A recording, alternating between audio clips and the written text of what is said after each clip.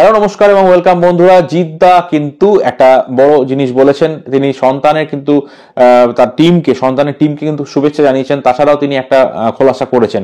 আমরা জানি জিদ্দা বহুদিন ধরে অভিনয় করছেন এবং বহু মানে অভিনেতাদের সঙ্গে তিনি কাজ করেছেন, বহু অ্যাক্টরদের সঙ্গে তিনি স্ক্রিন শেয়ার করেছেন।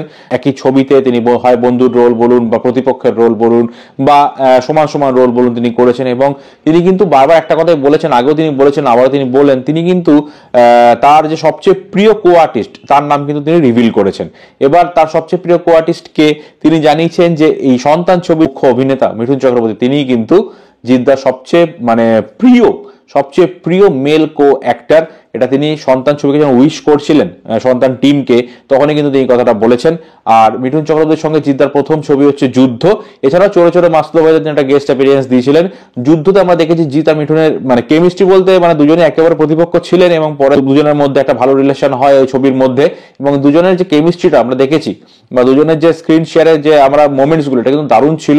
এবং জিদ্দা কিন্তু এটাই বারবার বলে আসছেন যে তার সবচেয়ে প্রিয় কোস্টার মিঠুন চক্রবর্তী কিন্তু সবার কাছেই খুব প্রিয়। যারা মিঠুন চক্রবর্তীর সাথে কাজ করেছেন তারা শেয়ার করেছেন যে তিনি সবার কাছেই খুব প্রিয়, কারণ তিনি সবাইকে খুব আপন করে নেন, তাদের জন্য খাবার দাবার তৈরি করেন, তাদেরকে খুব স্পেস দেন এবং সেই কারণে তিনি সকলের কাছে প্রিয়। জিদ্দার কাছে এটা শুনে খুব ভালো লাগলো যে মিঠুন চক্রবর্তী তার খুব ফেভারিট।